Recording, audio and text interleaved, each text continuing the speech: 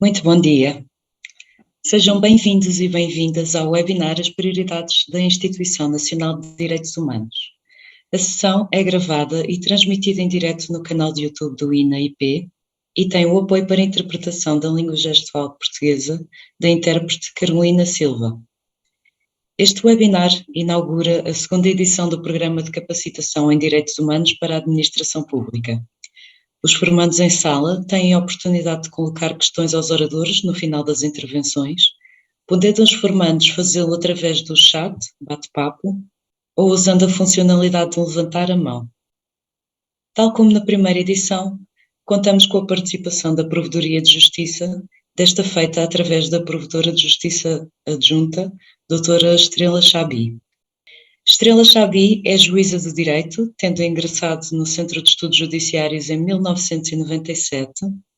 Em jurisdição, exerceu funções na competência genérica na área civil e da família e crianças. Licenciada em Direito pela Faculdade de Direito da Universidade de Coimbra, pós-graduada pela Faculdade de Direito da Universidade de Lisboa e mestre em Ciências Jurídicas pela Faculdade de Direito da Universidade de Lisboa. Foi assistente estagiária da Faculdade de Direito da Universidade de Coimbra, assessora do Gabinete dos Juízes do Tribunal Constitucional. É docente desde 2016 e foi coordenadora da Jurisdição Civil, Comercial e Processual Civil do Centro de Estudos Judiciários, onde leciona ainda na área da cooperação judiciária em matéria civil e comercial. É autora de publicações na área do direito processual civil, direito da família e das crianças e direito constitucional. Para dar início à sessão e moderar o painel, tem a palavra a Presidente do Conselho Diretivo do INA-IP, professora doutora Luísa Neto. Muito obrigada, Manuela. Muito bom dia a todos e a todas. Senhora Provedora de Justiça Adjunta, doutora Estrela Chabi, caros formandos e formandas, a todas e a todos que nos ouvem também e que nos seguem à distância. Gostava de facto de recordar que este programa foi um programa lançado formalmente por altura do Dia dos Direitos Humanos em dezembro de 2021, do ano passado. Terá este ano, aliás, no momento em que fará o primeiro aniversário do seu lançamento, a divulgação de uma iniciativa que abrange precisamente os formandos que integram estas duas edições. E este programa de capacitação em direitos humanos para a administração pública resultou do impulso de uma vontade firme por parte do INA de juntar várias entidades públicas parceiras, tendo como objetivos entender uma ligação umbilical que existe entre o Estado de Direito Democrático, a separação de poderes e a garantia de direitos, reconhecer o caráter multinível, cada vez mais numa sociedade em que nos encontramos, da proteção dos direitos humanos e dos direitos fundamentais, aliás, a própria distinção destas duas expressões, reconhecer o papel do Estado na promoção destes direitos e conhecer, no fundo, o enquadramento das políticas públicas para a promoção dos direitos e, muito em especial, isso parece-me absolutamente essencial, reconhecer o papel do trabalhador em funções públicas enquanto agente promotor da vinculação da administração pública aos direitos fundamentais. E, nesse sentido, de alguma forma, sistematizar uma formação que poderia ser também encontrada em termos mais desgarrados e tentar aqui um fio condutor de enquadramento mais sólido e interdisciplinar, de uma perspectiva metodológica que possa combinar simultaneamente o entendimento teórico e prático destes direitos.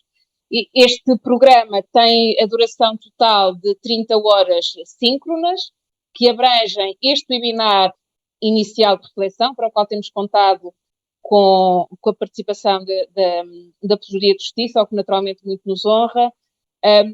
Tem depois 4 módulos de formação online: Direitos Humanos, Dignidade e Cidadania, Direitos Humanos, Diversidade e Igualdade, Direitos Humanos, Bens e Serviço Público, Direitos Humanos e Acesso a Novas Formas de Administração, e um webinar final de partilha e disseminação de conhecimento com entidades da sociedade civil. E as inscrições esgotam-se, de facto, rapidamente. Assim aconteceu na primeira edição, assim acontece na segunda edição. E eu gostaria de dizer que, para além de uma vontade do INA em promover esta capacitação, entendemos também, na perspectiva que aqui se acolhe, que esta é uma obrigação. O princípio da persecução do interesse público é, de facto, aqui o motor da administração pública, e o cidadão no Estado de Direito Democrático é aquele que participa neste mesmo Estado. Não é mais o súbdito, é, de facto, o cidadão que é o ator que partilha os poderes públicos com a administração e que é o foco da atuação da administração pública. E cabe ao INA também, à administração pública, guardar este enfoque nos cidadãos. Nesse sentido, sobre todos nós, aqueles que fazem parte da administração, aqueles que interagem com a administração, cai de facto a responsabilidade de criar as condições para uma administração pública mais capaz, que nos acolha de uma forma que tem que ver com esta pluralidade entre a administração e o sentido da cidadania.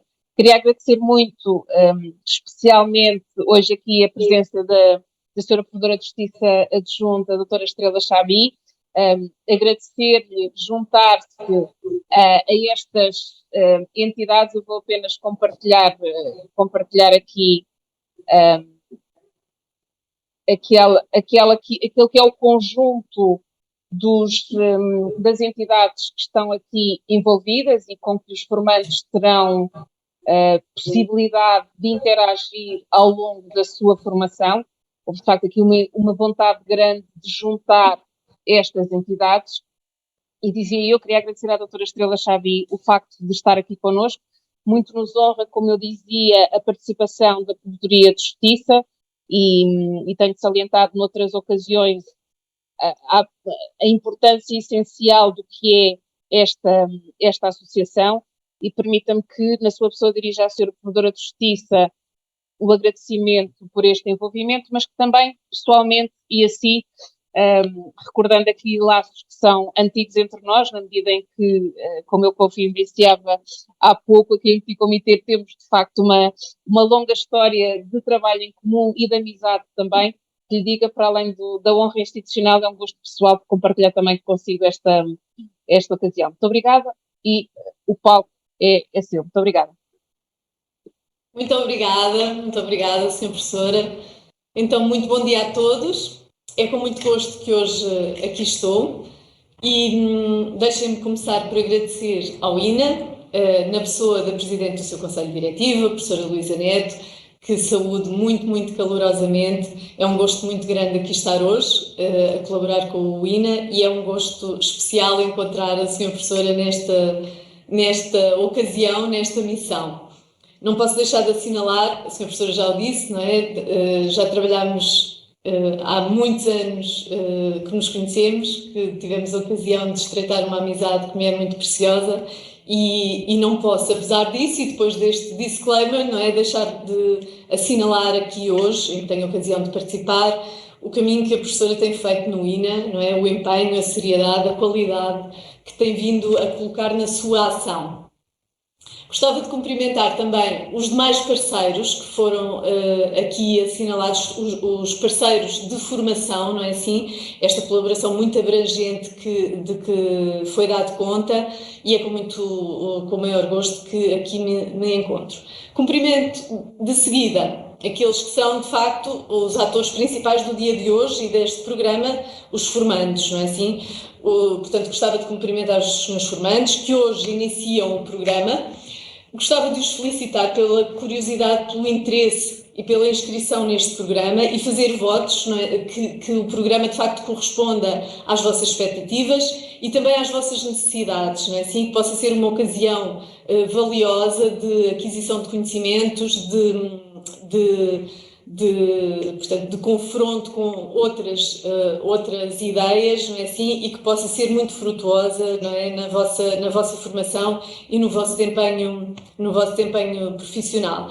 Eu tive a ocasião de olhar para a variedade dos organismos que estão representados por cada um de vós, não é assim, pelos formandos, e foi com muita satisfação que verifiquei que estão representadas áreas muito diversas da administração, o que, enfim, gostava de conseguir demonstrá-lo hoje. É uma valia também nesta área dos direitos humanos podermos contar com a presença alargada da administração, de várias vertentes da administração, e estabelecer entre todos este diálogo.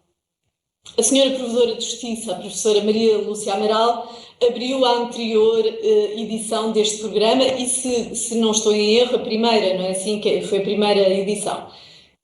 Isto aconteceu em março deste ano E hoje, face à sua impossibilidade de agenda, é a visão, não deixa de ser a visão da senhora Provedora, a visão que temos atualmente neste mandato, que hoje venho aqui partilhar convosco e com todo o gosto o faço, volto a dizer. E todos estes cumprimentos, que não são só da praxe, mas são muito sentidos, eu gostava de os enfatizar, entrando na matéria que vamos abordar, para dizer desde já que me parece de facto da maior pertinência que haja uma palavra da Provedoria de Justiça, do Provedor de Justiça, num programa que visa a capacitação da administração pública, não é, na área dos direitos humanos. Eu retive do programa que lhes foi distribuído, um programa que visa explorar a relação da administração pública com os direitos humanos e a forma como a administração, na sua ação, deve contribuir para a garantia do acesso e efetivação dos direitos humanos. Consta do vosso programa esta definição, não é? Este objetivo formativo e, como dizia, parece-me que a presença do Provedor de Justiça nesta formação tem a maior pertinência. E espero conseguir convencê-los, não é, desta asserção inicial, porque é que me parece que de facto faz muito sentido que, estando a falar de administração pública e de direitos humanos, o provedor possa ter uma palavra a trazer-vos. Dito isto, o plano da exposição que vos trago hoje é bastante simples, passa pelo seguinte: em primeiro lugar, vou tentar apresentar-lhes qual é a atuação do provedor, dar a conhecer a atuação do Provedor de Justiça no âmbito dos direitos humanos hoje em dia. Portanto, 2022, em Portugal, o que é que significa falar do Provedor de Justiça enquanto, todos o sabem, não é? Faz parte da definição do tema de hoje, Instituição Nacional de Direitos Humanos, mas também um pouco além disso, espero. Qual é a atuação do Provedor no âmbito dos direitos humanos no dia de hoje? E depois, numa segunda parte, ver convosco porquê afirmar esta pertinência de uma relação provedor, administração pública, direitos humanos.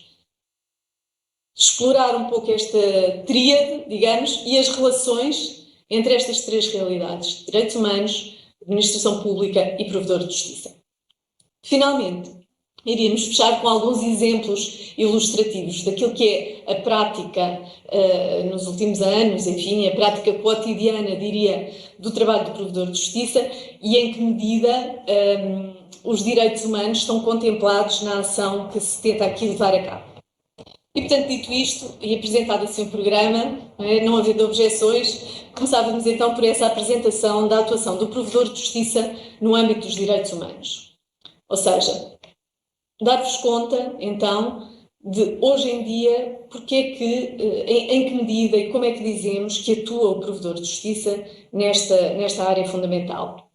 A resposta mais imediata, e que se calhar todos já intuíram, não é assim, é que o provedor de justiça é a Instituição Nacional de Direitos Humanos desde 1999. Quando abrem o nosso site, e convidava até, se tivessem essa possibilidade, não é? Quando abrem o site da Provedoria, há, como em muitas instituições, aquela definição quem somos nós, e o facto do Provedor de Justiça ser hoje Instituição Nacional de Direitos Humanos faz parte dessa definição do quem somos. Ou seja, o Provedor de Justiça, entre outras coisas, é a Instituição Nacional de Direitos Humanos hoje em dia. Portanto, é uma nota que é central, que é essencial na compreensão da figura do Provedor de Justiça. Isto implica obrigações, responsabilidades para o Provedor de Justiça, ao nível externo, nomeadamente, ou seja, a nível do diálogo com os comitês da ONU, não é assim? A audição do Provedor de Justiça quando a República Portuguesa é avaliada nesta área,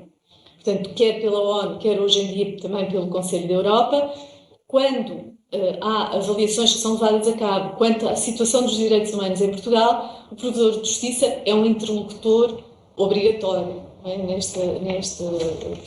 Nesses momentos. E, portanto, esta é a visão, o Provedor de Justiça é a Instituição Nacional de Direitos Humanos, é talvez a mais imediata, a que mais, de forma mais perceptível, salta à vista nesta relação Provedor de Justiça e Direitos Humanos. Como disse, é assim desde 1999. história, porque em 1999 podemos ir aí um bocadinho, porque em termos de enquadramento geral, porque também é interessante dizer que desde 1948, desde a Declaração Universal dos Direitos Humanos, havia, portanto, a ambição, não é, da parte da ONU de encontrar em cada país instituições que pudessem colaborar, auxiliar a ONU na divulgação, na promoção e na garantia dos direitos acolhidos pela Declaração. Portanto, a ideia era encontrar em cada país interlocutores dotados de credibilidade, de independência também, obviamente, não é? Que pudessem estabelecer essa ponte local, nacional e poder reportar, não é, num movimento, num diálogo, aquilo que era a visão da Declaração Universal dos Direitos Humanos e, em alguma medida, ter esta capacidade de disseminação e de implantação desses mesmos direitos humanos. Ora, 1948, foi depois, só em 1993, que numa Assembleia Geral da ONU foram aprovados os Princípios de Paris. O que é que são os Princípios de Paris? A definição de alguns critérios que as entidades nacionais devem cumprir, devem obedecer, para poderem ser, então, Instituição Nacional de Direitos Humanos. Cada país tem uma instituição deste tipo, elas têm uma classificação também, não são todas iguais, digamos. Há aquelas que a ONU considera que cumprem integralmente os Princípios de Paris e têm um determinado estatuto, o chamado Estatuto A. Aquelas que cumprem alguns dos critérios dos Princípios de Paris têm um outro estatuto. Isto depois tem implicações a nível das competências, enfim, não vou amassá-los muito com isso, embora encontrem com facilidade toda esta informação.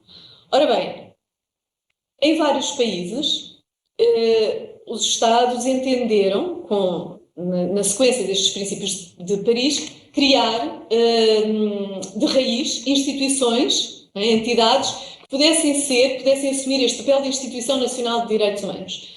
Outros países optaram, não é assim, por entregar essa missão, digamos, estas competências a entidades já existentes e aos provedores de justiça. Sim. Foi o caso de Portugal. Portanto, em Portugal, o provedor de justiça data de 1975 e viu em 1999 ser-lhe entregue, portanto, ser-lhe entregue esta missão, não é, decorrente dos Princípios de Paris e dessa Assembleia Geral da ONU, e tornou-se, por isso, Instituição Nacional de Direitos Humanos.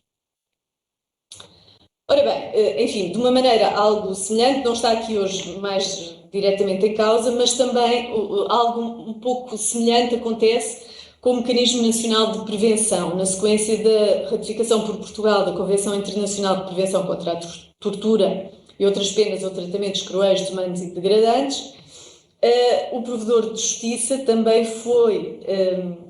recebeu em 2012, não é assim, tornou-se Mecanismo Nacional de Prevenção contra a Tortura. Está bem? Portanto, o processo, digamos, tem essa similitude, até porque esta Convenção de Prevenção da Tortura é a concretização do artigo 5º da Declaração Universal. Bom, ora bem, o que é que eu aqui gostaria, mais do que uma resenha histórica de como é que aconteceu o provedor de justiça ser hoje Instituição Nacional de Direitos Humanos e, portanto, ter este diálogo direto, digamos, com os vários comitês da ONU e este diálogo externo, em alguma medida, né, com parceiros externos, um diálogo para fora, assim, vendo aquela que é a realidade de Portugal, avaliando-a de forma independente, autónoma, assim, da administração e dos responsáveis políticos e dando conta dela a uma entidade decorrente, enfim,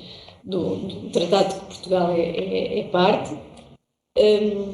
Isto acontece nesta altura, mas, para além desta resenha histórica, dizia que aquilo que gostava era de sublinhar com os senhores doutores que, de facto, o provedor de justiça sempre esteve preparado, sempre foi criado, desde o seu início, com esta missão e com esta atenção particular aos direitos fundamentais. Enfim, eu diria mesmo aos direitos humanos, embora aqui sem grande preocupação de limitação terminológica.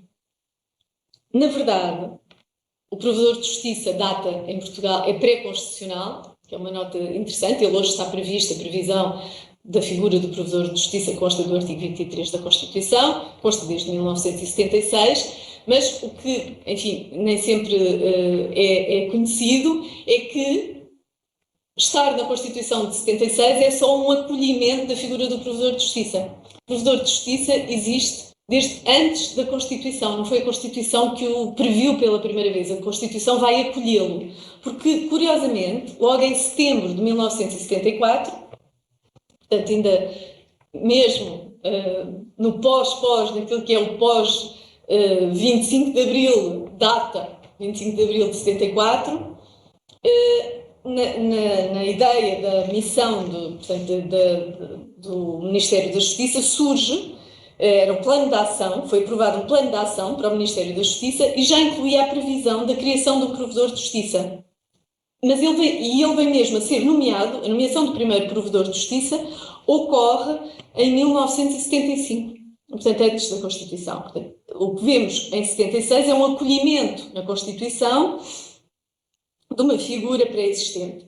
E em 74 e em 75, logo nesta previsão, a ideia que se teve é que o provedor de justiça era necessário a uma democracia nascente e era necessário também, não é assim, com esta referência direta à salvaguarda dos direitos fundamentais. Não é? Isto tem várias razões de ser, a razão também com a justiça administrativa à data, mas o que é fundamental aqui reter, parece-me, é que é connatural, é genético à figura do provedor de justiça, por particularidades, se calhar, nossas, não é? Históricas, do momento, a preocupação com os direitos fundamentais na relação com a administração. Na Constituição, a figura do provedor de justiça está precisamente, não é um órgão do Estado, enfim, criado assim, está previsto na parte relativa aos direitos fundamentais, não é por acaso também, e alguns elementos do seu estatuto constitucional reforçam esta ideia de especial atenção aos direitos fundamentais. Desde logo a ideia de independência. Sim, a independência, antes de mais, o seu âmbito de atuação, em que é suposto o provedor de justiça atuar de forma... desde logo. Receber queixas dos cidadãos, o próprio artigo 23 o diz, face a atos dos poderes públicos. E, portanto, temos esta referência imediata àquilo que é a atuação dos poderes públicos. Ora bem, quando dizemos poderes públicos, há um leque significativo de poderes em que podemos pensar. A verdade é que a atuação do provedor de justiça está de uma forma particular, não exclusiva, mas de uma forma particular, dirigida para a administração. E porquê? A relação, enfim, se pensarmos nos poderes do Estado de forma mais tradicional, não é? Poder legislativo, poder judicial e, portanto, a administração, o que é que vemos na relação do provedor de justiça com estes poderes? E na certeza de que o provedor de justiça, um poder, se calhar não é a designação mais correta para pensarmos nele, não tem essa estrutura de poder. Tem as características de soft law e, portanto, a ideia de poder de influência, capacidade de influência, mas não mais do que isso. E, portanto, afasta-se, está, de alguma maneira, à margem e a olhar para esta divisão dos poderes do Estado. Ora, se olharmos para esta árvore dos poderes, a relação do provedor de justiça não é igual com cada um deles. Assim, em relação aos tribunais, o provedor de justiça tem uma especial relação com o poder judicial. A obrigação de uma especial deferência, foi a palavra escolhida até pela senhora provedora, isso resulta desde logo da Constituição, o número 2 do artigo 23, apresenta isso de forma clara, não é? E, portanto, o provedor de justiça não interfere de forma substantiva naquilo que está sujeito à apreciação dos tribunais. Se uma queixa, se um tema, não é, está sob apreciação do tribunal, isso é uma razão para que o provedor de justiça guarde uma reserva quanto a essa atuação, quanto à posição tomada, quanto, enfim, por exemplo, é uma razão para não apreciar uma queixa. Uma queixa não está em simultâneo pendente num tribunal e para apreciação pelo provedor de justiça. Portanto, há esta reserva particular. Não quer isto dizer que a atividade dos tribunais, que o provedor de justiça não tenha uma palavra sobre a atividade dos tribunais. Pode tê-lo e tem, por exemplo, em casos concretos, no que concerne à morosidade, à forma de organização. Imaginem os acessos ao edifício de um tribunal, se temos acessos corretos ao edifício do tribunal, naquilo que é a administração, não é? Nesse sentido, não naquilo que é o ato judicial, a pronúncia específica do poder judicial, não é? Assim, a apreciação que faz, a decisão dos casos, a regulação dos litígios, o provedor de justiça mantém-se com essa reserva. Com o poder legislativo também a relação é particular, digamos. Enfim, desde logo a eleição do provedor de justiça. O provedor de justiça emerge da Assembleia da República, de uma votação com uma maioria qualificada, e presta contas à Assembleia da República, não é? Através do seu relatório anual. O do ano passado aconteceu recentemente, esta prestação de contas, e há esta obrigação em relação ao poder legislativo de alguma prestação de contas. O provedor de justiça recomenda ou intervém de alguma maneira em relação àquilo que é a lei, a feitura da lei? Sim, claro que sim.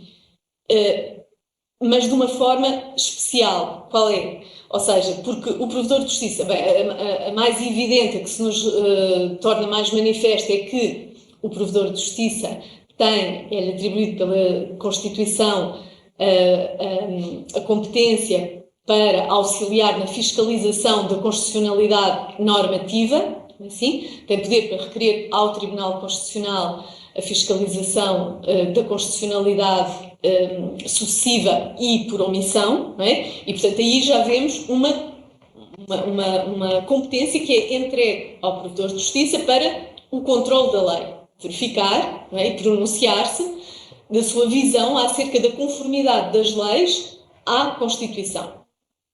Mas também o provedor de justiça tem o poder de propor alterações legislativas ou mesmo de propor a criação de regimes normativos, porque nesta particularidade de não estar apenas sujeito à lei, há uma grande preocupação de legalidade naquilo que é a atuação do provedor de justiça, na verificação da legalidade, mas desde esse tal primeiro momento, em setembro de 74, e quando o provedor foi instituído, nunca se ficou pela legalidade. As referências dos documentos dizem sempre que o provedor de justiça prossegue a legalidade e a justiça. Querendo isto dizer que, bom, a legalidade deve ser cumprida, mas o provedor pode ir além disso. Ou seja, pode apontar que a lei é insuficiente e que é preciso mais. Uma nova lei, um novo regime jurídico, uma nova solução. Não é? Pode apontar que a lei está desconforme à Constituição. Assim? E, portanto, não é uma visão de mera legalidade, se quiserem. E daí este é um aspecto que também nos leva à consideração dos direitos fundamentais e dos direitos humanos enquanto iluminadores e conformadores do sistema normativo mais formal, se quiserem. Bem? E isso foi algo que aconteceu desde a primeira hora. Falámos do poder judicial, do poder legislativo. Em relação à administração, há de facto uma especial relação, uma especial atenção do provedor de justiça à atividade administrativa. É aí que se vai concentrar uma parte significativa da sua ação, nomeadamente no que toca ao recebimento das queixas dos cidadãos. Portanto, são estatutos são elementos do Estatuto Constitucional do Provedor de Justiça. A independência, este âmbito de atuação virado para os poderes públicos, um acesso universal, gratuito e informal. O Provedor de Justiça não segue um procedimento rígido ou, enfim, previsto de forma rígida, tem uma possibilidade de atuação bastante informal, a possibilidade de atuação também ex officio. O Provedor de Justiça não está, para a sua ação, não está condicionado àquilo que lhe chega, não é assim? Ao contrário do que acontece nos tribunais, que têm este dever de responder àquilo que lhes é trazido, àquilo que lhes é perguntado. O Provedor de Justiça pode ter iniciativa própria. Não é? Iniciativa face a um estado de coisas que lhe chega por uma outra via que não a queixa em si.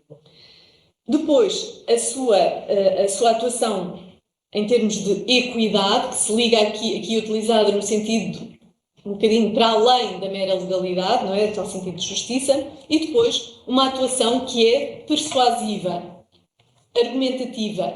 O Provedor de Justiça não detém poderes coercivos, assim, não pode impor pela força aquelas que são as suas posições e, portanto, deve utilizar a força da persuasão, a força do convencimento.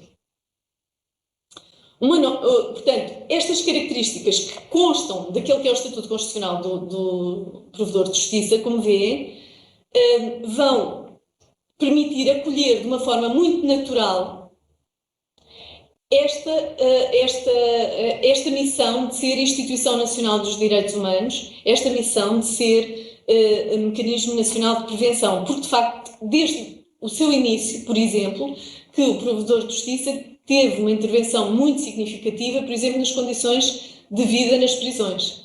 É um elemento histórico que temos, uma atenção muito particular nesta área e que, enfim, em 2012, não é, através da criação do mecanismo de prevenção e a sua criação na Provedoria, a entrega da missão à Provedoria, fica de alguma maneira formalizado de uma outra maneira. Ora bem, claro que ser Mecanismo Nacional de Prevenção não é o mesmo que aquilo que o Provedor fazia pelo seu Estatuto Constitucional e pelas opções daqueles que foram sendo os titulares do cargo. Não é a mesma coisa.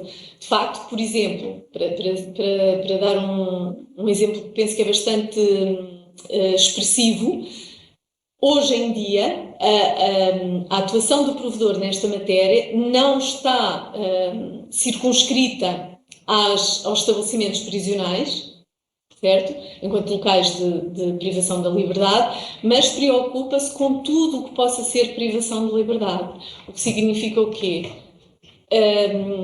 Locais como esquadras, assim, locais como as celas em que as pessoas que são presentes a tribunal, os arguidos, devem aguardar para ser ouvidos, não é? As celas que existem nos tribunais. Os locais em que possa haver privação de liberdade por razões de saúde mental, por exemplo, né? Os internamentos por razões de saúde mental em que as pessoas possam estar privadas da liberdade. As estruturas portanto, que são criadas para acolher jovens que praticaram factos qualificados pela lei como crime, né? Os chamados centros educativos. Portanto, obviamente também as estruturas de detenção dos estrangeiros, né? Possibilidade de detenção administrativa. Portanto, há um leque alargado do objeto da ação nesta matéria que foi trazido, um enfoque que foi trazido pelo Mecanismo Nacional de Prevenção e por essa Constituição enquanto Mecanismo Nacional de Prevenção. E também um enfoque mais na prevenção do que na reparação. Enquanto que a atividade anterior do Provedor se centrou, enfim, também historicamente os tempos mudaram, não é assim? E houve uma necessidade de uma atuação inicial, que foi muito mais reparadora e que assinalou, de alguma maneira, denunciou assim, algumas condições que podiam não ser, que não seriam tão conhecidas. Hoje estamos numa lógica, como Mecanismo Nacional de Prevenção, estamos numa lógica também de prevenção e não de mera reparação.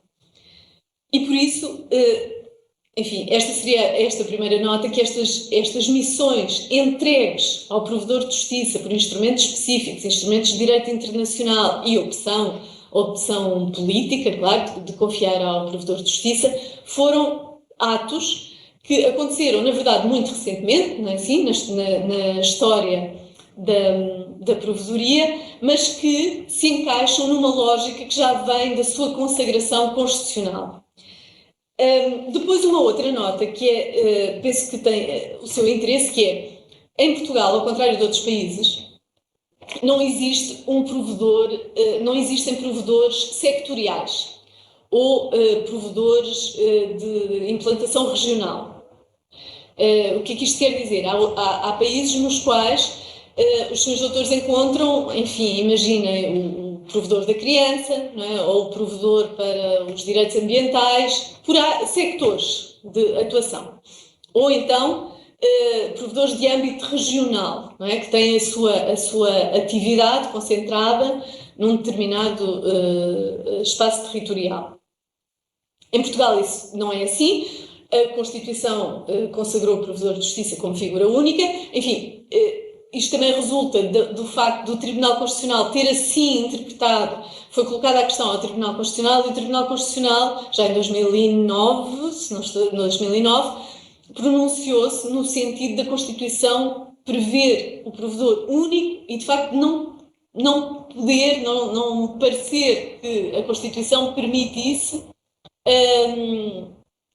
a criação de provedores nem sectoriais, nem de âmbito territorial.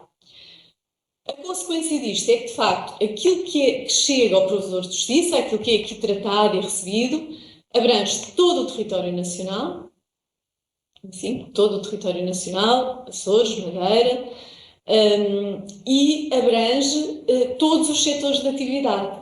Sim.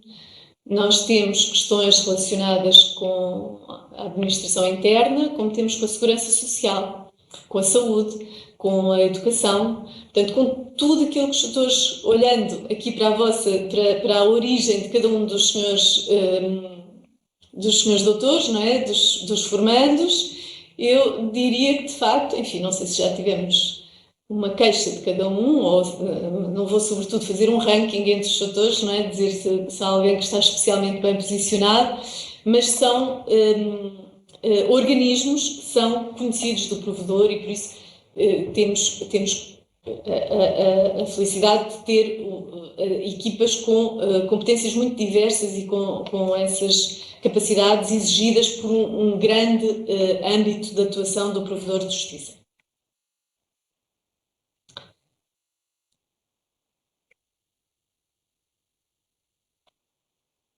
Portanto, dizendo que estas missões se incorporaram, foram recebidas num modelo capaz, preparado para as receber, portanto, que se enquadraram, é certo, mas que fez bastante sentido esse enquadramento no desenho constitucional pré-existente. Passaria agora, se calhar, para os desafios mais atuais, aqueles que são, hoje em dia, nesta forma de atuação da provedoria, quais são aqueles identificados para ir ao encontro do que foi pedido, não é? As prioridades da Instituição Nacional de Direitos Humanos, tentar ver convosco alguns aspectos, enfim, se calhar que não são tão imediatos, não é? Assim, no pensamento sobre o que é prioritário, o que é que pode ser mais necessário. Outros, se calhar, sim, encontrarão como muitas vezes referidos e assinalados na comunicação social, enfim, no nosso espaço público. Quais são, assim, as prioridades, o que é que podemos definir como prioridades atuais?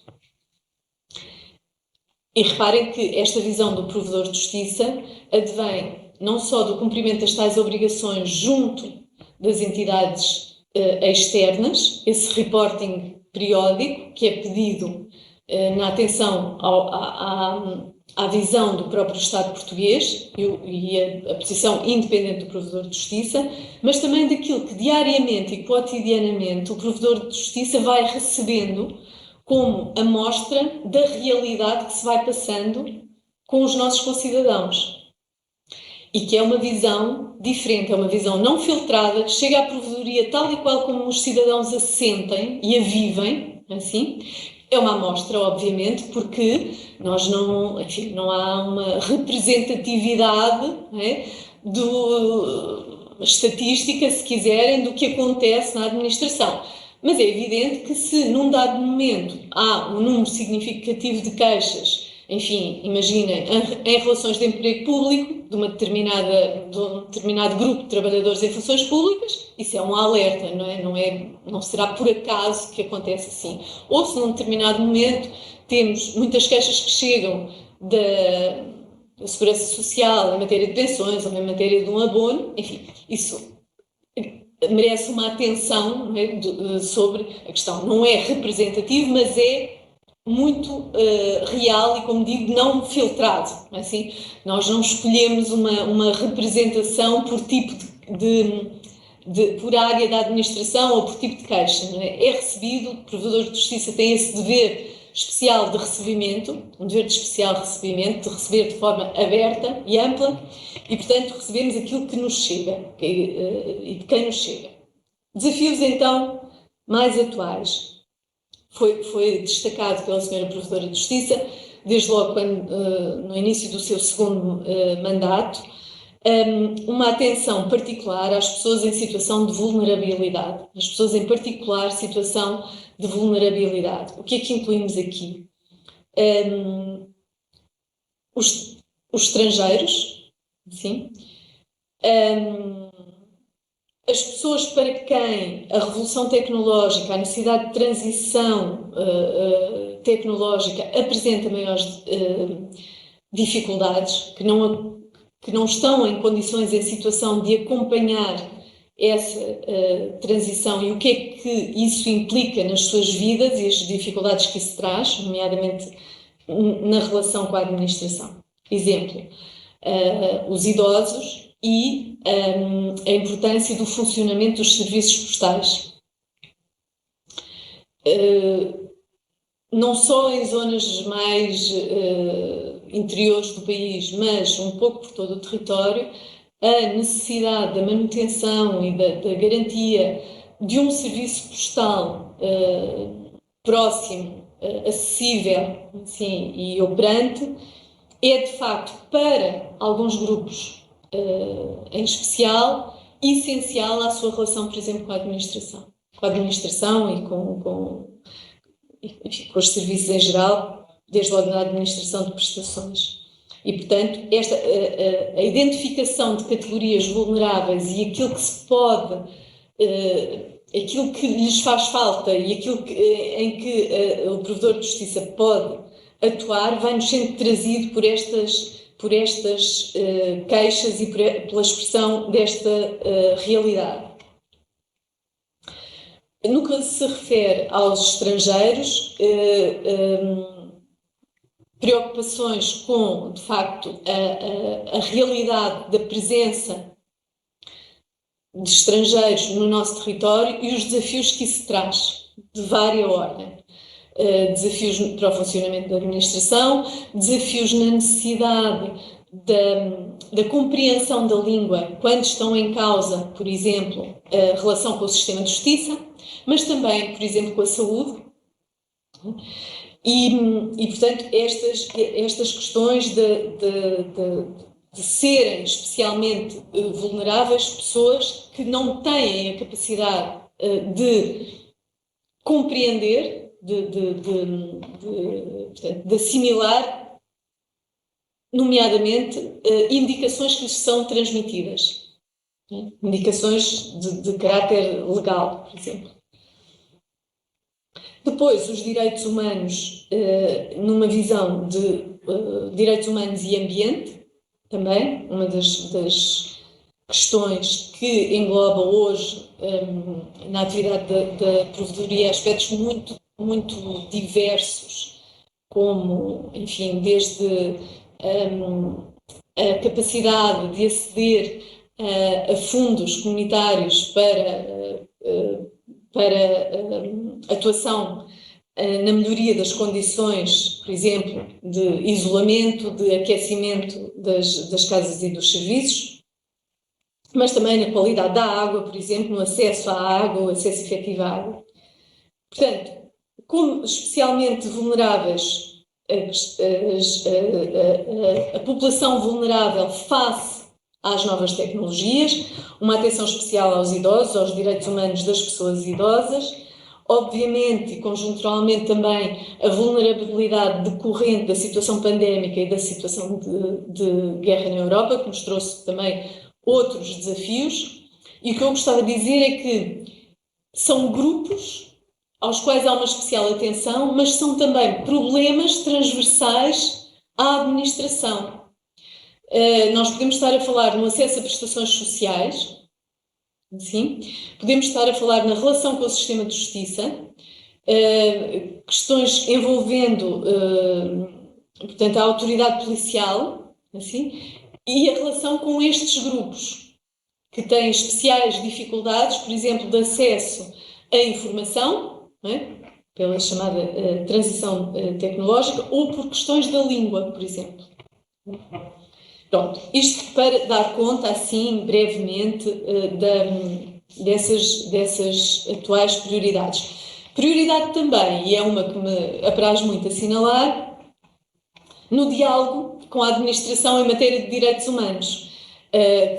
Pronto, que é aquilo que, enfim, na pequena medida que significará também esta participação, penso que faz o sentido da pertinência de estar o provedor de justiça a abrir este programa.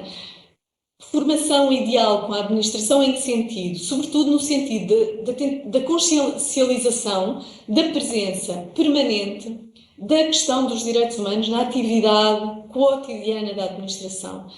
E essa identificação, essa consciencialização é talvez o primeiro passo, um passo no qual o provedor, enfim, poderá, parece, dar o seu contributo e, portanto, era neste ponto que eu faria aqui a transição para esta relação provedor de justiça, administração pública e direitos humanos, tentando agora, por isso, dar conta de como este diálogo e esta interligação pode funcionar, e nomeadamente hoje aqui com os senhores doutores e com os organismos de origem.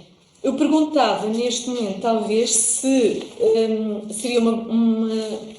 teríamos a possibilidade de fazer uma pequena pausa, caso houvesse alguma questão, antes de passarmos ao segundo ponto, se parecer bem à senhora professora que está aqui. Com certeza, é um momento para que todos os formandos possam, de facto, colocar as questões que tenham, algum eventual comentário ou algum eventual comentário que queiram aqui produzir.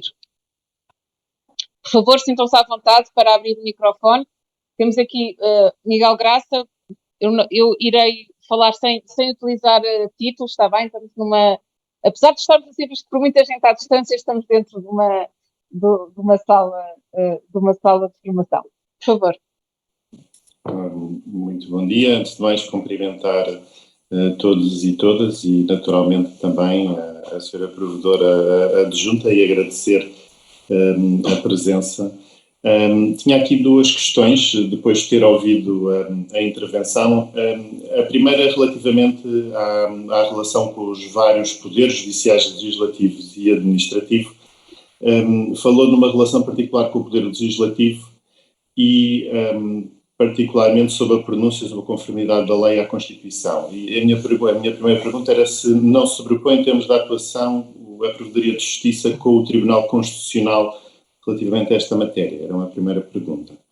A segunda foi relativamente ao facto de ter referido que em Portugal não existem provedores setoriais ou regionais, portanto que a Provedoria de Justiça tem este âmbito nacional. Naturalmente que existem provedores privados, não públicos, clientes, etc.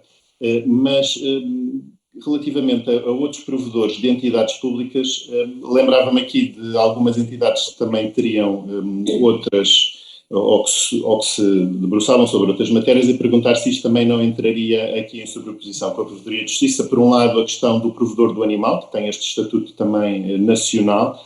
Naturalmente que estamos a falar não de direitos humanos, mas na realidade interfere também com a ação dos indivíduos, humanos neste caso, e por outro lado, os provedores setoriais que são promovidos por entidades públicas, por exemplo, provedores de estudantes nas universidades, provedor da arquitetura da Ordem dos Arquitetos, para dar um exemplo, ou, por exemplo, o provedor do ouvinte e do telespectador da RTP. Portanto, dou aqui alguns exemplos, naturalmente que existem mais, mas para também perceber como é que a Provedoria de Justiça relativamente a estas matérias atua. Obrigado.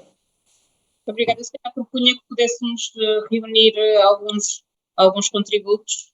Portanto, por favor, quem tiver outra questão que queira colocar.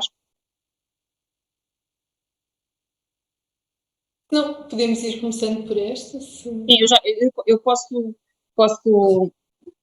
apesar da minha situação de moderadora, e colocar uma questão, mas parece-me que será eventualmente a benefício de todos, porque se falou da questão do soft law, ou seja, no fundo desta natureza do poder da Provedoria de Justiça, e eu gostaria de ouvir talvez um bocadinho mais sobre isso. Como é que esta natureza deste poder é ou não vantajosa? Quais são as vantagens ou desvantagens enfim, desta flexibilização das normas aplicáveis? Não é das normas aplicáveis, mas das consequências que pode ter a atuação da Provedoria de Justiça. Muito obrigada. Muito obrigada, eu agradeço muito as perguntas. E ia começar aqui pela questão talvez dos provedores sectoriais, do Dr. Miguel Graça, que gostei muito de ouvir por mais que uma razão, na verdade.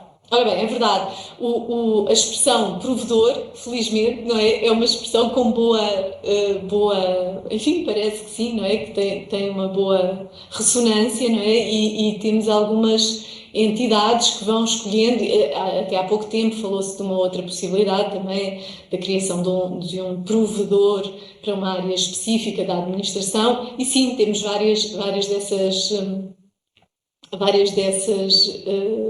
designações, né? Até posso dizer, acho que já consta do relatório deste ano, não sei se só no próximo, que até a Provedoria de Justiça até já recebeu uma queixa quanto a um provedor desses sectoriais, não é? Portanto, estamos assim um bocadinho tipo segunda instância, não é? Dos provedores, que enfim, pronto, isto é só um apontamento meio anedótico, quase. Enfim, sim, é verdade, há essa visão da possibilidade, e eu diria até que há uma certa tentativa, não é assim, de pensar, bom, será que este fechamento da possibilidade dos provedores sectoriais vai mesmo manter-se, ou podemos ir tentando e criando estes provedores, a ver se essa ideia passa a outra, porque a questão foi discutida, não é? Quando o Tribunal Constitucional pronunciou-se em 2009, não é assim? Enfim, a fundamentação é pública, não é assim? Mas não era uma questão que fosse propriamente óbvia que assim fosse, e, portanto, enfim, em alguma medida, não podemos dizer que ela esteja fechada, tanto quanto estão fechadas as questões, enfim, jurídicas, e a discussão que é possível e a evolução que possa haver. Agora, por um lado, essa ideia da criação por via do Estado Central, do órgão constitucional provedor da justiça. É nessa medida em que, de facto, nós não temos, e poderíamos ter, um desenho constitucional onde se previsse, onde estivesse prevista, imaginem, uma decomposição territorial, é configurável, e não é assim que temos. Pois essa criação surge por via de opções, algumas, como disse, e muito bem, de entidades até privadas, e que escolhem esta designação com esta ideia da especial atenção e do prover, não é? Do servir uma determinada categoria de pessoas, ou, por exemplo, quanto aos estudantes, tudo isso. Esta intervenção levou-me a pensar em partilhar convosco um aspecto que acho que é muito, muito, muito importante e que tem sido interessante para o momento atual da Provedoria de Justiça, que é o seguinte: quando o Provedor de Justiça foi criado, como eu disse, em 1975, a realidade que tínhamos quanto a entidades que de alguma maneira estão aptas a receber queixas e a responder aos cidadãos era uma realidade completamente diferente da que temos hoje. Completamente diferente. O Dr. Miguel falou-nos aqui de várias, Miguel Graça falou-nos aqui de várias entidades, e eu gostava de salientar, por exemplo, o papel das entidades reguladoras, sim, para setores específicos. Setores, não é? Para a água, para a energia, não é? Assim, todas essas entidades reguladoras sectoriais que hoje em dia são uma realidade em Portugal. Dir-me-ão, umas têm mais implantação que outras, mais poderes, mais capacidade, sem dúvida, mas existem, estão previstas e elas fazem parte do desenho atual daquilo que é a relação cidadão-administração, não é? E já não podemos, já nem nos passa pela ideia viver sem elas. Elas tornaram-se algo de familiar ao nosso viver de cidadãos. Não é? A quem é que nos queixamos, quem é que é responsável por esta situação e como. Isto dá muito nota de muitas coisas, na verdade. Primeiro, dá nota de que passaram 50 anos daqui a pouco, que, enfim, tem a sua expressão, mas dá nota também de um caminho de cidadania e da possibilidade, não é assim, de apresentar perante outras entidades e entidades mais especializadas, assim, as reclamações, as inquietações, as queixas, as sugestões, assim, e a participação dos administrados. O cidadão sente-se credor, não é assim, de um serviço com uma determinada também, situado num determinado patamar, não é assim, do contexto, enfim, geográfico, cultural, económico em que nos situamos e em que queremos situar-nos, e portanto daí que hoje em dia o provedor conviva, ao contrário daquilo que foi o seu início, o provedor convive, e ainda bem, com uma série de outras entidades que têm funções, capacidade e especialidades particulares em áreas de queixa dos cidadãos. Isso está contemplado hoje em dia, enfim, já não é só de agora, mas está contemplado naquilo que é a atuação do Provedor de Justiça, a possibilidade de, tendo recebido uma queixa, se o Provedor de Justiça entender que há uma entidade mais bem colocada, ou seja, por especialidade de matéria, por proximidade, mais bem colocada para resolver aquela situação, ele pode encaminhar o cidadão para essa entidade, está bem? É aquilo que no Estatuto do Provedor é conhecido como a possibilidade de encaminhamento de queixa. E, portanto, em vez de tramitar a queixa de forma mais distanciada, mais genérica, e, no fundo, se calhar com a colaboração dessa entidade, hoje em dia está prevista essa possibilidade de encaminhamento da queixa tida. Mais uma vez, volto a dizer, dentro daquilo que é o âmbito de atuação do Provedor de Justiça, porque depois também temos uma área interessante e significativa daquilo que são as relações relações entre privados, peço desculpa, e aí se calhar situamos mais na área do consumo, não é? Do consumo propriamente dito, de relações de consumidores, e essa área não é a área de atuação do Provedor de Justiça, certo?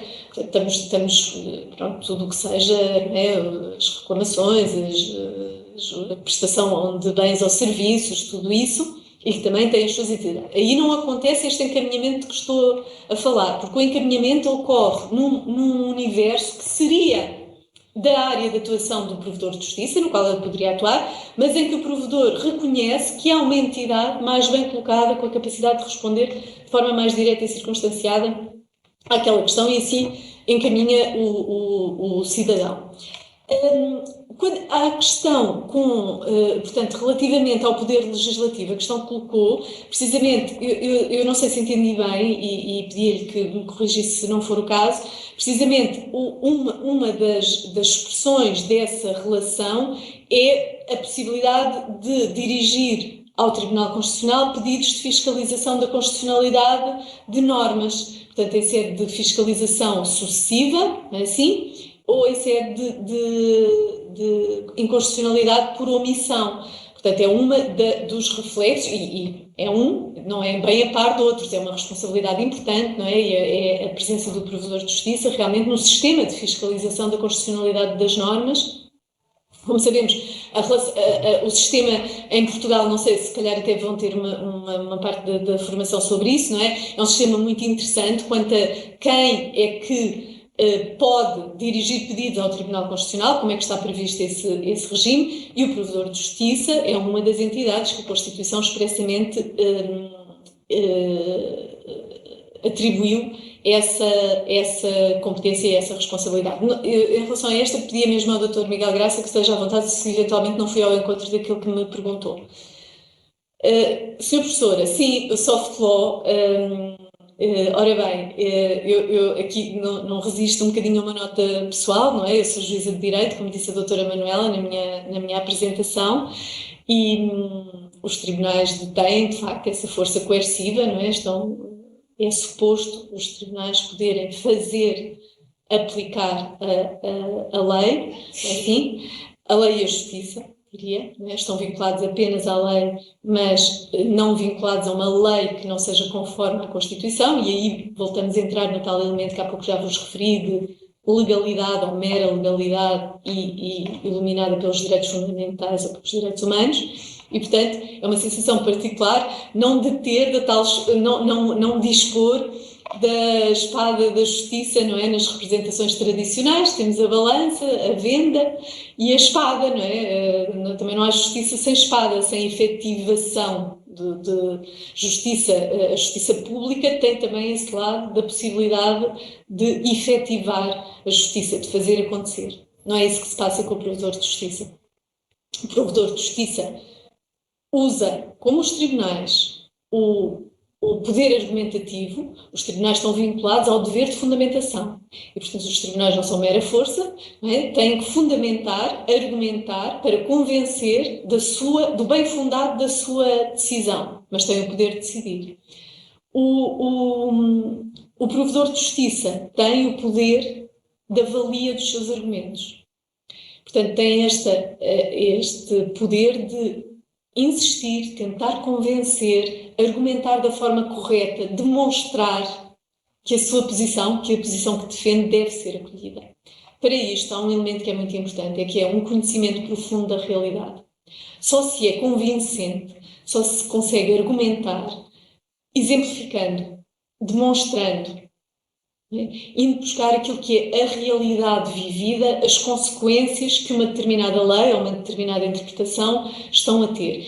E desse ponto de vista, a posição do Provedor de Justiça é ímpar, porque de facto o Provedor tem a porta aberta, de forma gratuita, informal, para o recebimento daquilo que é a vivência dos cidadãos que têm qualquer razão de queixa. Claro que isto implica uma capacidade de triagem, de compreensão, assim, daquilo que chega, mas é uma grande ferramenta. Mais do que uma ferramenta, é uma grande matéria-prima. É isso que eu queria dizer. Partir dessa realidade conhecida e vivida para o discurso argumentativo. O Provedor de Justiça, como sabem, abrindo o nosso site, e é público, às vezes é acatado, as suas recomendações às vezes são acatadas, outras vezes não são acatadas. Também há uma ideia do Provedor de Justiça tentar ter uma atuação preventiva, e aqui também neste âmbito da soft law penso que é um aspecto importante. Um exemplo está no nosso site, é público, aqui quando terminaram aqueles programas de apoio, o e-voucher e o auto-voucher, não é assim? Já depois do programa terminado, assim, o Provedor de Justiça tinha recebido uma série de observações, queixas, pequenas disfunções relativas a estes programas, à forma como estes programas foram implementados e funcionaram, e não enquanto aconteceu. Também houve alguma intervenção durante o funcionamento na vigência dos programas, mas quando o programa terminou, houve uma súmula, uma recolha de quais foram as principais dificuldades encontradas, o que é que parecia não fazer sentido ou poder ser melhorado, o confronto com algumas soluções que foram adotadas noutros países, e houve uma posição da Provedora de Justiça a nível preventivo, dirigida ao Governo, no sentido, bom, se voltarmos a ter necessidade, se nos encontrarmos nesta situação, há alguns aspectos aqui que podem ser consagrados de forma diferente e que parece ao provedor que faria sentido se fossem. Portanto, enfim, duas notas, não é, que deixava sobre as questões e agradecendo mais uma vez e perguntando se de facto se respondia àquilo que perguntavam. Do meu lado, muito obrigada. Não sei se alguém teria mais alguma questão, se não poderemos passar se calhar à segunda parte e contar só se alguém. Avançar, então? Sim. Ora bem, então, nesta segunda parte, como tinha dito aos extratores, a ideia era olhar um bocadinho para esta tríade, para esta relação provedor, administração pública, direitos humanos. Mais uma vez, portanto, em relação, partindo do artigo 23 da Constituição, que temos, os cidadãos podem apresentar queixas por ações ou omissões dos poderes públicos ao provedor de justiça. Ora bem, como já disse, quando aqui se diz poderes públicos, devemos ter este cuidado interpretativo, não é? E perceber que há, com os tribunais e com o poder legislativo, há uma especial relação e que, portanto, o âmbito da administração tem uma particular, o provedor de justiça tem uma particular atuação junto da administração. Desde logo porque, por regra, não compete ao provedor de justiça atuar junto de entidades privadas. Pode acontecer, e já aconteceu, em situações de especial vulnerabilidade, nomeadamente, ou por aquilo que está em causa. Posso dar um exemplo público também da intervenção do provedor, de participação de crianças em programa televisivo, em que o provedor estava em conta, a entidade visada era uma entidade privada, mas houve intervenção do provedor de justiça. Portanto, mas por regra, tudo aquilo que é privado, não é assim, está fora do âmbito de atuação do provedor. Portanto, há uma especial relação com a administração, com aquilo que são as relações dos cidadãos com a administração. E depois, como eu já disse também, isto implica um conhecimento recíproco profundo, provedor de justiça, administração, no sentido de ter a capacidade de enquadrar as queixas que nos chegam, porque as queixas não há patrocínio obrigatório para vir fazer uma queixa ao provedor de justiça, não é? Embora tenhamos a possibilidade de receber queixas apresentadas por terceiros no interesse de uma outra pessoa e muitas vezes acontece que entre esses terceiros se contam advogados, não é assim? E depois, também, em relação a provedor, administração, também há aqui uma especial relação porque o provedor trata de forma especial as relações, chegam-nos queixas de cidadãos contra a administração, mas também temos, ou cidadãos perante a administração, para não ter esta visão tão adversativa, que na verdade nem sempre é assim, mas também porque trata o provedor de um número de queixas, com alguma expressão, de trabalhadores em funções públicas, que são pessoas que têm uma particular capacidade, uma particular visão, um particular conhecimento daquilo que é a realidade da administração pública, desde logo na relação de emprego público. E também temos este lado, esta visão. Ora bem, a recepção das queixas, imaginem, a recepção diária de queixas, as queixas chegam-nos. Eu disse que uma das características, não é, a informalidade, portanto as queixas chegam-nos por telefone, por e-mail, por recurso ao site. Não há uma forma para apresentar queixa, podem chegar pelas vias mais informais possível. Esta permanente recepção das queixas gera a consciência de como a atividade diária da administração está intrinsecamente ligada aos direitos humanos. Intrinsecamente ligada à realização dos direitos humanos, à sua concretização e à sua atualidade. Portanto, na atividade da administração joga-se muito para que os direitos humanos não sejam uma mera proclamação, algo que consta de uma letra de lei relevante, importante, mas que não seja mera letra. E isso gera também a consciência da necessidade, enquanto administração, de estar alerta para essa presença, para essa possibilidade de presença de uma questão que releva dos direitos humanos, do ângulo dos direitos humanos. Porque os direitos humanos não se fazem propriamente anunciar de forma estridentemente, ou com o carimbo ou post-it direitos humanos, não é? Questão de direitos humanos. E a primeira preocupação, a primeira questão é reconhecer. Será que eu consigo? Quando digo eu, é todos nós, cada um de nós. Eu vejo que naquela questão que me está a ser apresentada, não é uma mera questão, enfim, mais ou menos de um prazo, de um documento, mas que há subjacente algo que implica com os direitos humanos, tal como eles estão consagrados na Declaração Universal. Que aquilo que estou a tratar, aquilo que me é pedido, aquilo que me é dirigido, tem este ângulo também, tem esta visão. E, portanto, este alerta, este sentido de vigilância que posso ter ou não, mas que só terei se dispuser a isso, não é? Se tiver presente esta possibilidade, diríamos assim que é este primeiro passo da consciência da implicação da atividade da administração. Pela sua natureza, a atividade da administração interfere com os direitos humanos. Isto é mais manifesto quando falamos da administração pública de autoridade, não é assim? Ou seja, quando falamos da detenção, não é? Até do caráter sancionatório dos comportamentos, dos mais diversos comportamentos, a aplicação de coimas, não é? Portanto, todas essas questões de administração pública de autoridade. Sei que temos aqui alguns formandos, não é? Que se inserem, cuja recondução, no fundo, faz parte de organismos com esta vertente, não é? de autoridade. Mas também interfere com os direitos humanos a administração pública de execução de prestações. A administração pública prestacional, assim, da qual também temos aqui no grupo dos formandos representantes, interfere também, tem essa capacidade de interferência com os direitos humanos. A administração pública não é, de forma nenhuma, um espaço que esteja fora dos direitos humanos.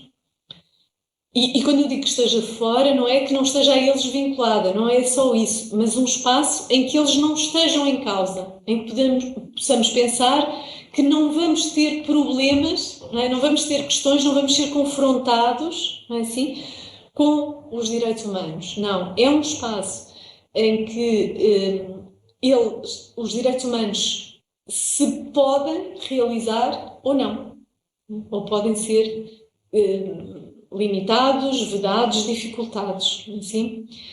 Portanto, para esta ideia, esta segunda ideia desta ligação direitos humanos, provedor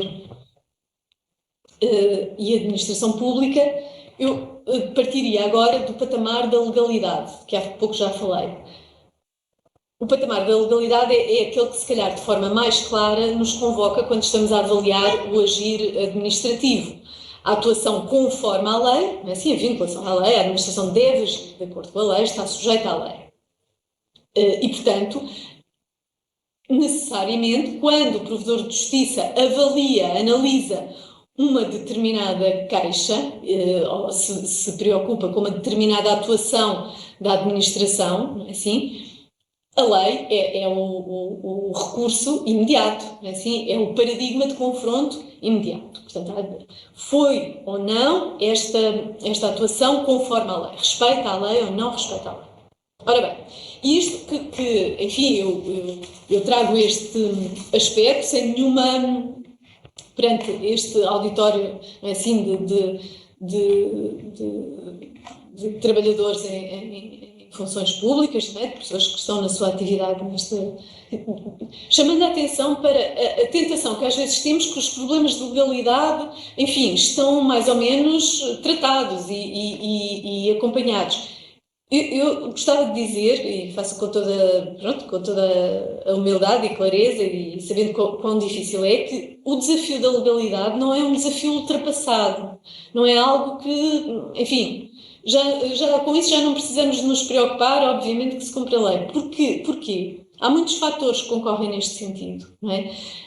A complexidade do quadro jurídico, portanto, a sua vastidão e complexidade. Assim, portanto, a garantia de agir conforme a lei, não é em todas as matérias, em todos os momentos, e esse conhecimento da lei vigente, aplicável àquela situação, não é? Todos, se calhar, já foram confrontados com as situações de regimes transitórios e perceber exatamente se, para a situação que temos perante nós, o regime legal é efetivamente aquele ou poderá ser um outro que já foi revogado. E, portanto, aqui um outro elemento, além da complexidade, alguma volatilidade dos regimes normativos que há que aplicar. Portanto, complexidade do quadro jurídico, a sua volatilidade em algumas matérias. Mas também novos desafios para a legalidade, por exemplo, a adequação das soluções informáticas. Evidentemente, é um instrumento essencial do funcionamento contemporâneo da administração, as soluções informáticas.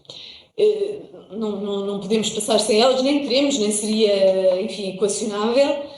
Porém, as soluções informáticas levantam muitas vezes questões de conformidade com a lei aplicável. Assim? Portanto, o programa que funciona desta maneira e no qual há dificuldades em fazer intervir, no fundo, o regime normativo vigente. E, portanto, não é algo, não é algo do passado, não é algo ultrapassado com que não tenhamos que nos preocupar, este patamar de legalidade, e até é algo que encontra dificuldades anteriormente inexistentes, insuspeitas, designadamente esta questão da articulação com as soluções informáticas, para a qual eu também deixava aqui uma nota. Portanto, a atuação do provedor de justiça, obviamente, tem no patamar de legalidade uma imediata preocupação. A atuação é conforme à lei ou não é conforme à lei, ou será que, por alguma razão, foi aqui desconsiderado o regime aplicável. Mas o provedor de justiça, a intervenção do provedor de justiça desloca-se deste patamar, se partirmos deste patamar de legalidade, a atuação do provedor de justiça desloca-se dele, afasta-se dele em dois sentidos diferentes. Por um lado, há uma visão mais próxima, enfim, mais próxima, nem sei se a expressão será melhor, mas por outro lado, uma visão mais abrangente. Para dizer o quê? A visão mais próxima, porque o provedor de justiça muitas vezes não se fica na legalidade, vai propor ou vai sugerir, dentro de um quadro de legalidade, assim, quais as melhores práticas. Suponham num quadro em que duas opções são possíveis e ambas são legais, são conformes à lei, não é assim? O provedor de justiça também se preocupa com a boa prática administrativa, com aquilo que é, dentro do quadro de legalidade, a melhor forma de dar resposta, e tentando pensar nisso em diálogo com a entidade em causa, qual poderá ser a melhor prática para a atuação. Também a questão das interpretações normativas. Temos um quadro legal que consente mais do que uma interpretação normativa. É outro aspecto em que nós não estamos já só no patamar da legalidade, estamos num patamar mais próximo, por exemplo, da defesa pelo provedor de justiça, já aconteceu em muitas ocasiões, de uma determinada interpretação dentro das possíveis de um quadro, de um regime jurídico. Portanto, essa visão mais próxima, mais perto do problema do que a mera legalidade. Depois, uma visão mais abrangente. E aqui volta a algo que já disse há pouco, visão mais abrangente porquê? O provedor de justiça é confrontado com uma determinada regime jurídico, é aquele aplicável. Ora, a visão do provedor permite que o provedor vá além da legalidade. O que é que isto quer dizer? O provedor é chamado a colaborar, não só apontando eventuais inconstitucionalidades daquele regime normativo e, portanto, indo, enfim, destacando que a lei, embora seja a lei, pode ter um problema de conformidade constitucional, mas também os casos de insuficiência de regime normativo e insuficiência da lei. O provedor de justiça pode propor alterações legislativas. Imaginem, estamos num contexto de atuação administrativa, a atuação é conforme à lei, portanto não temos um problema de legalidade e, enfim, é uma atuação cuidadosa, não é assim? Sob pena de intervir naquele que é o poder legislativo, mas que só, de alguma maneira, faz sentido porque parte da percepção que o provedor de justiça tem por via da queixa de, imaginem, zonas não cobertas ou não tratadas ou zonas esquecidas e que essa própria realidade é que vem trazer ao de cima e que, portanto, que é equacionável que o legislador possa não ter considerado, possa não ter a hipótese de ser confrontado com esta necessidade. E por isso o provedor de justiça pode sugerir alterações à lei, pode sugerir a criação de regimes jurídicos. E, portanto, também nesta medida é uma visão que não se fica numa visão de legalidade, porque é possível que o provedor diga, sim, o comportamento é legal, a atuação foi legal, mas o provedor sugere algo mais além, algo diferente.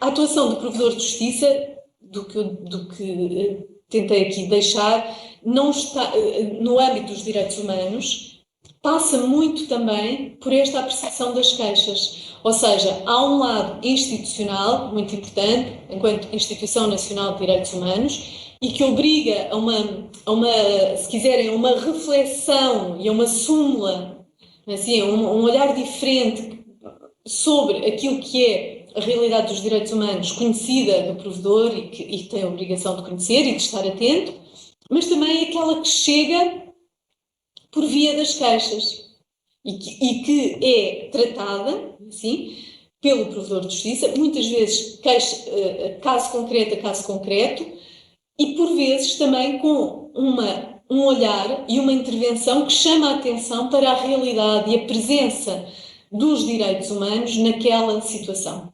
A necessidade de uma atenção diferenciada que se veja não só a questão de legalidade que ali possa estar em causa, a dificuldade que a pessoa encontra e que ela própria pode não equacionar enquanto um problema de direitos humanos, mas que deva ser vista também por esse ângulo. E era com esta parte final que gostaria de agora prosseguir, que era deixar alguns exemplos ilustrativos, assim, destas possibilidades. Há muitos exemplos, eu não vou aqui, enfim, fazer um elenco exaustivo, nem pouco mais ou menos, mas gostava de deixar algumas situações concretas que passaram pela provedoria e em que podemos identificar, naquele esforço, não é, do primeiro passo ser a consciencialização, bom, haverá ou não aqui, de facto, uma situação também de direitos humanos, e que o provedor de justiça identificou e qualificou como tal, como questões também que relevavam dos direitos humanos e não só de uma boa ou má administração e não só da conformidade ou não conformidade à lei. Sim? E, portanto, era esta a proposta agora que se seguiria para alguns exemplos concretos que foram analisados pelo provedor de justiça e que, no fundo, olhei a partir dos temas deste programa de capacitação. Olhando para os temas do programa de capacitação, encontramos a igualdade, a proteção contra a discriminação, promoção de não discriminação, integração de migrantes requerentes e beneficiários de proteção internacional, os problemas da interculturalidade. Portanto, são alguns dos aspectos, dos temas deste programa de capacitação e que gostava agora de deixar aqui alguns exemplos concretos analisados pelo provedor em que parece que estes temas estavam presentes.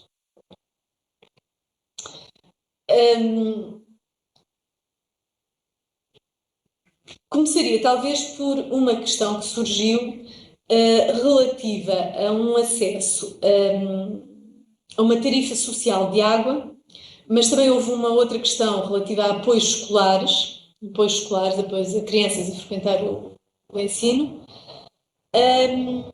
por uma razão que depois de analisada se veio a compreender ser de origem territorial e, portanto, de alguma maneira, contendendo com o artigo 2º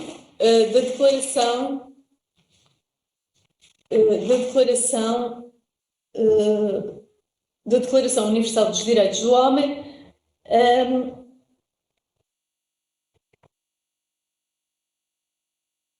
em relação, portanto, à origem territorial, ao território de naturalidade da pessoa, portanto, da distinção em função do território de origem. Porquê? Ora bem, era uma situação em que o acesso a uma determinada tarifa social de água, e, portanto, é uma tarifa social, é direcionada a pessoas em situação carenciada, em situação de vulnerabilidade, portanto, que tinham que fazer prova de limitação de recursos económicos, assim, suponham pessoas em igualdade de situações de carência económica, assim, só podiam aceder à tal tarifa social da água as pessoas recenseadas, portanto, que tivessem recenseamento eleitoral na área em causa. Na área em que estava em causa e de atuação desta entidade. Ora bem, aqui o que é que se passa? Percebe-se qual é o objetivo visado, não é? Que fossem pessoas que, tendo recenseamento eleitoral, portanto, por essa via se demonstrasse que tinham a sua vida, o seu centro de vida ali na área. Porém, isto levava à questão de as pessoas cuja origem territorial, pese embora estivessem em situação de carência económica, não lhes permitisse ser eleitores ativos em Portugal, não poderiam aceder a essa tarifa. Portanto, em razão de uma limitação que decorria da sua origem territorial, assim, que não permitiria, por exemplo, o recenseamento eleitoral. Portanto, este caso, esta situação foi tratada precisamente sob este prisma da limitação e da visão do artigo 2º da Declaração Universal dos Direitos Humanos. Mais evidentes são os casos do artigo 7º e mais comuns, assim, do artigo 7º. Peço desculpa, aqui, um minuto. Portanto, da não discriminação.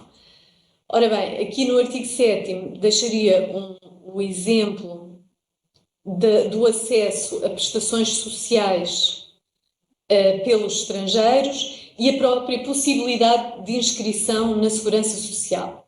A possibilidade de inscrição na Segurança Social, o acesso aos serviços de saúde, foram questões acompanhadas pelo provedor de justiça e em que um dos ângulos, portanto, o ângulo seguido foi, de facto, o do artigo 7º da proibição de discriminação, de discriminação em função da nacionalidade das pessoas quando estava em causa acesso a serviços de saúde, possibilidade de inscrição na Segurança Social.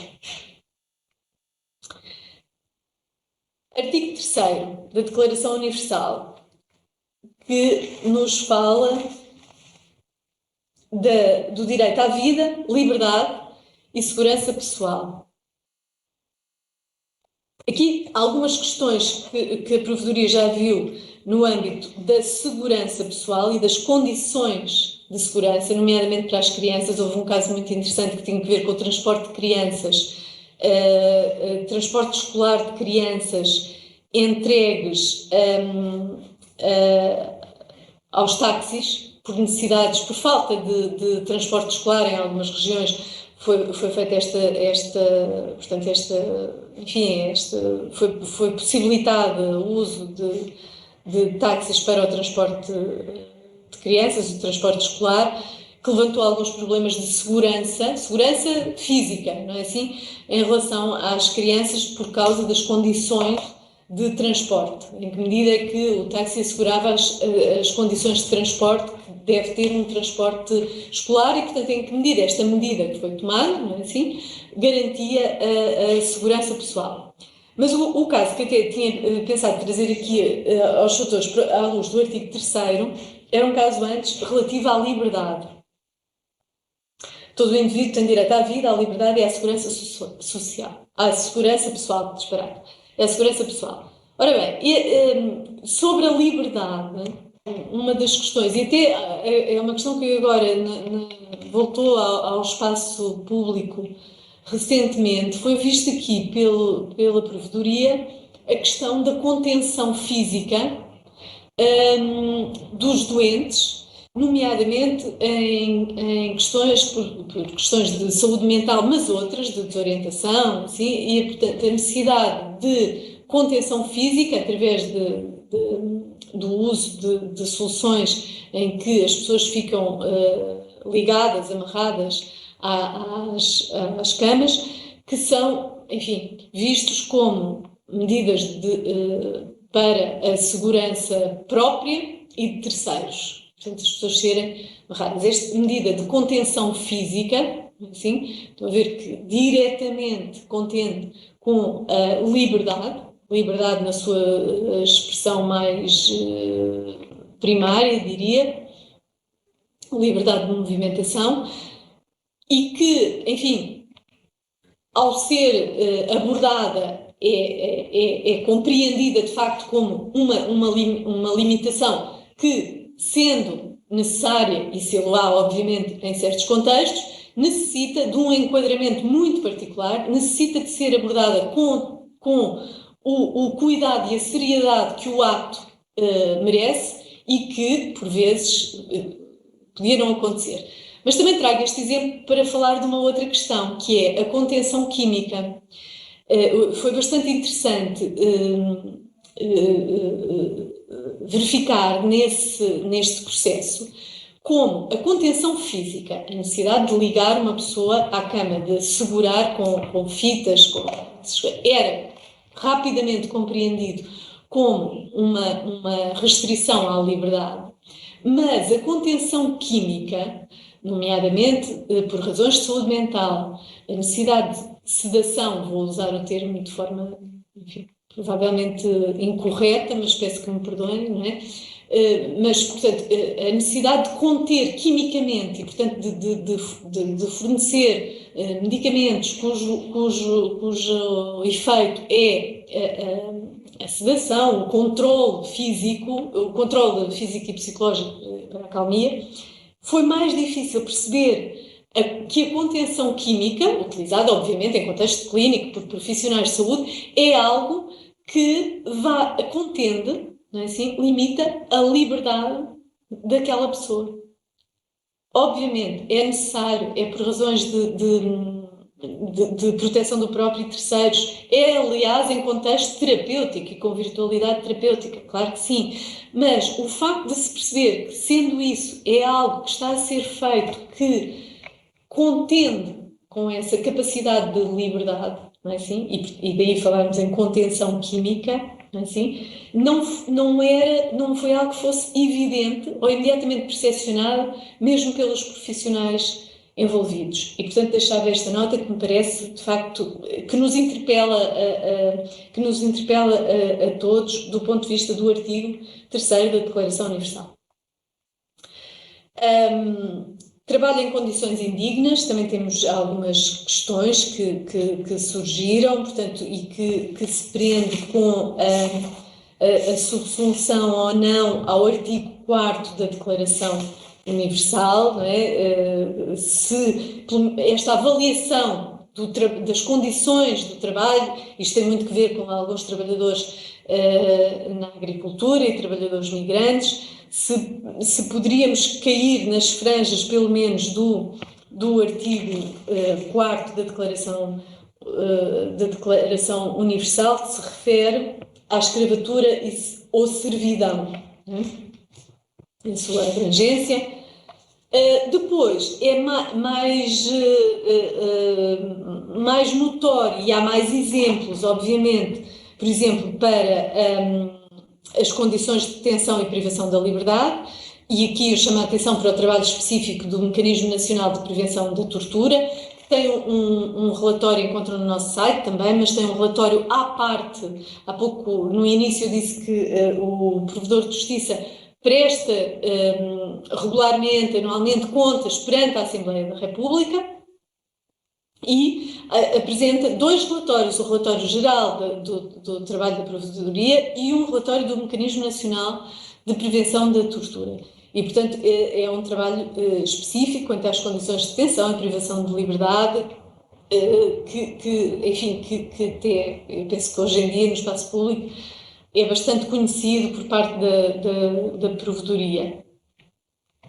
Há alguns exemplos, por exemplo, a necessidade de tradução das razões da detenção para uma língua compreendida pelo detido, não é? Isto é uma questão que, quando estamos a falar portanto, da presença a tribunal já está adquirida, mas que tem, por exemplo, ter disponível para leitura em várias línguas as informações relativas à razão da detenção para poderem ser consultados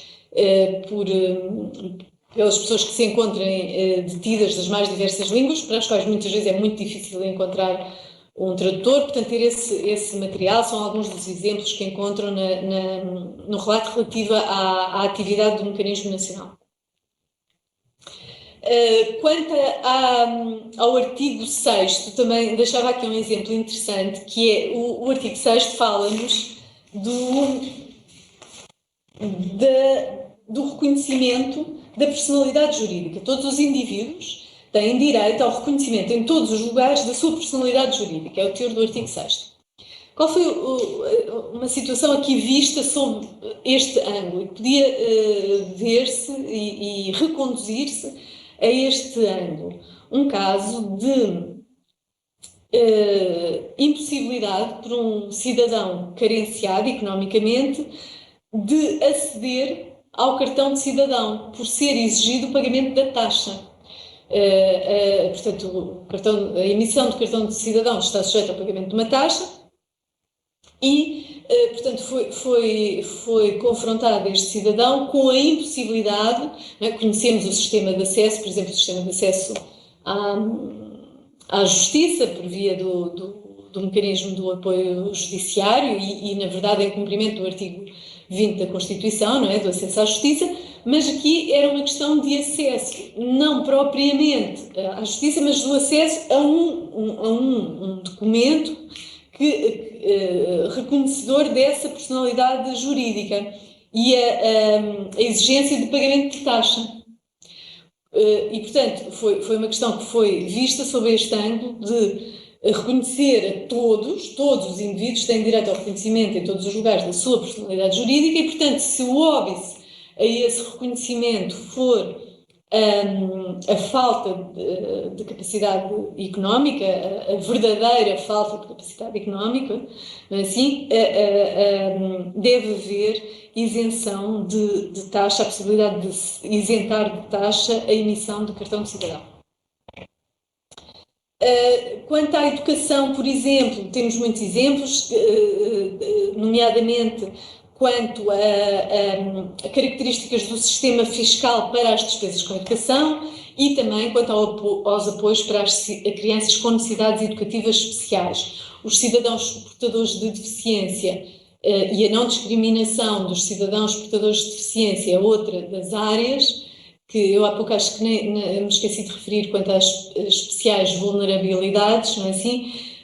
Que também têm muitos exemplos no trabalho diário, na atividade diária e cotidiana do provedor de justiça. O provedor de justiça tem para além dos caminhos de recebimento de queixas que eu já citei, tem linhas dedicadas, linhas específicas para o cidadão idoso, os cidadãos portadores de deficiência e para a criança, e a linha do cidadão idoso e dos cidadãos com deficiência, peço desculpa, tem de facto uma expressão com algum significado, sendo que a linha da criança, por exemplo, teve uma enorme expressão quando foi criada, pela sua novidade, mas hoje, como há pouco referia, quanto ao convívio no tempo do provedor de justiça e com as soluções alternativas que existem àquilo que é a missão do provedor de justiça, ou a complementar, se quiserem, a existência de outras linhas, divulgadas e conhecidas com o trabalho nesta área das crianças, também faz com que haja aqui alguma divisão de recebimento. Estes eram os exemplos que lhes queria trazer e naturalmente, se tiverem alguma questão quanto a estes exemplos, quanto a mais fico agora a seguir ao dispor, e concluiria, de facto, realçando estas duas visões, enquanto o que é o provedor de justiça e, de alguma maneira, como ele tem uma atuação múltipla, linhas de atuação que não são únicas em matéria de direitos humanos. Esta visão para o exterior, a externa, na posição institucional e conhecida de Instituição Nacional dos Direitos Humanos e, portanto, nesta relação e neste diálogo com outras instituições nacionais de direitos humanos, que é muitíssimo importante, muitíssimo desafiadora do confronto das soluções e também da apresentação do trabalho que entre nós tem vindo a ser feito, do caminho que tem vindo a ser percorrido nesta matéria, é muito importante, é uma bitola que é criada e a permanente necessidade de confronto com a adesão, o cumprimento e a promoção dos direitos humanos e, portanto, uma visão externa, não é assim? E uma visão interna, uma visão para o interior e muito próxima, na verdade, que se tenta que seja o mais próxima possível daquilo que é a realidade atual e cotidiana dos cidadãos, dos nossos concidadãos. E pronto, era isto que tinha para lhes trazer, esperando que, enfim, tenha sido útil, que deem por bem emprego o vosso tempo nesta primeira sessão. Fico ao dispor para alguma questão nestes minutos que nos restam.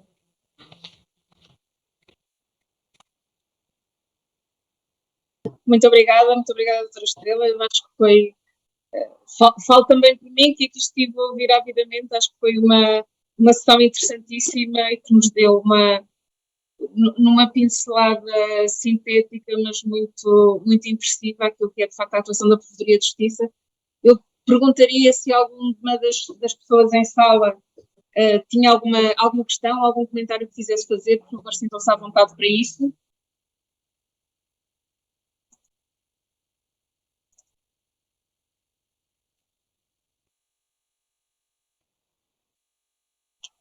Enfim, se assim não for, e independentemente daquilo que é a semente da reflexão que fica a obrar em cada um de nós, agradeço muito esta presença. No que diz respeito aos formandos deste programa de capacitação, nós especificamente voltaremos a ver na próxima terça-feira, já que serei eu própria a lecionar a segunda sessão na próxima terça-feira. Agradeço renovadamente à Provedoria de Justiça em termos institucionais, à doutora Estrela em termos institucionais e também pessoais. E, Manuela, passo-lhe a palavra para finalização, fundamentalmente também para todos aqueles que nos seguem à distância e que espero que tenham tirado muito proveito desta sessão e que, de algum modo, se interessem também por aquilo que têm vindo a ser as iniciativas também do INA nesta matéria. Muito obrigada, Manuela. Muito obrigada, professora Luísa Neto. Muito obrigada, doutora Estrela Chabi, pela partilha tão enriquecedora sobre o tema do nosso webinar, as prioridades da Instituição Nacional de Direitos Humanos. Vamos agora partilhar no ecrã um inquérito de avaliação do interesse desta conferência. Obrigada a todos os formandos que integraram a segunda edição desta formação e também a quem nos acompanhou em direto através do YouTube do INA. Recordamos que a gravação deste webinar vai ficar disponível no YouTube para posterior visualização. Fiquem atentos às nossas redes sociais e subscrevam as nossas comunicações através do nosso site. Muito obrigada a todos e a todas.